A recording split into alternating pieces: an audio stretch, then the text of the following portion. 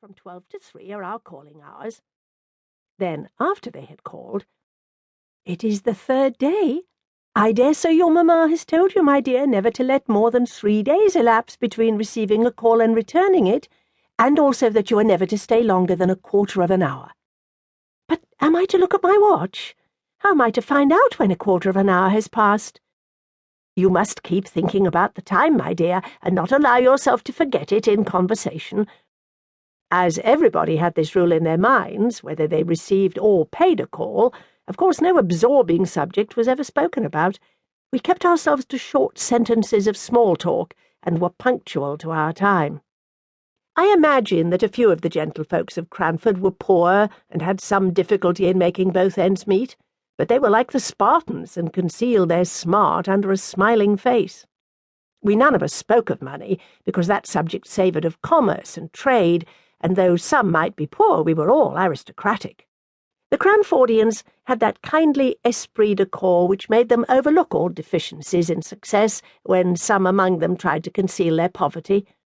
When Mrs. Forrester, for instance, gave a party in her baby house of a dwelling, and the little maiden disturbed the ladies on the sofa by a request that she might get the tea-tray out from underneath, everyone took this novel proceeding as the most natural thing in the world, and talked on about household forms and ceremonies, as if we all believed that our hostess had a regular servants' hall, second table with housekeeper and steward, instead of the one little charity school maiden whose short, ruddy arms could never have been strong enough to carry the tray upstairs if she'd not been assisted in private by her mistress, who now sat in state, pretending not to know what cakes were sent up, though she knew, and we knew, and she knew that we knew, and we knew that she knew that we knew she'd been busy all the morning making tea, bread, and sponge cakes.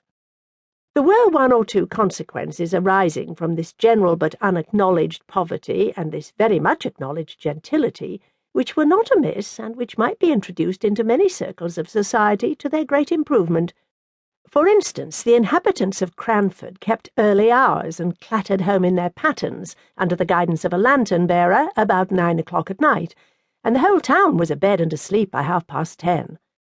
Moreover, it was considered vulgar, a tremendous word in Cranford, to give anything expensive in the way of eatable or drinkable at the evening entertainments.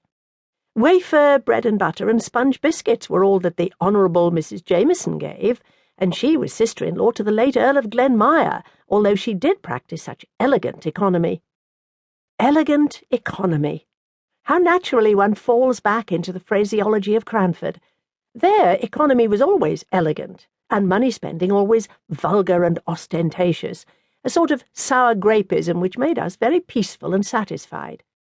I never shall forget the dismay felt when a certain Captain Brown came to live at Cranford and openly spoke about his being poor, not in a whisper to an intimate friend, the doors and windows being previously closed, but in the public street, in a loud military voice, alleging his poverty as a reason for not taking a particular house.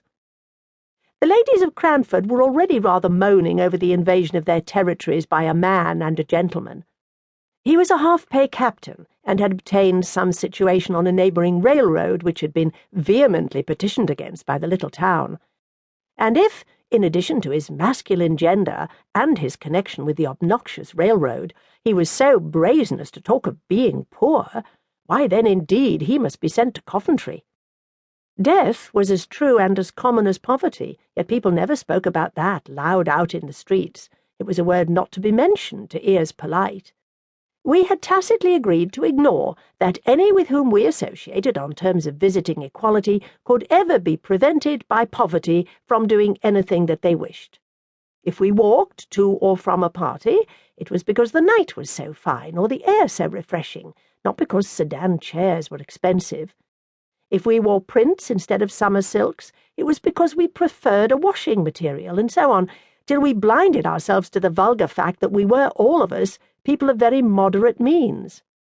Of course, then, we did not know what to make of a man who could speak of poverty as if it was not a disgrace. Yet, somehow, Captain Brown made himself respected in Cranford, and was called upon in spite of all resolutions to the contrary. I was surprised to hear his opinions quoted as authority at a visit which I paid to Cranford about a year after he had settled in the town.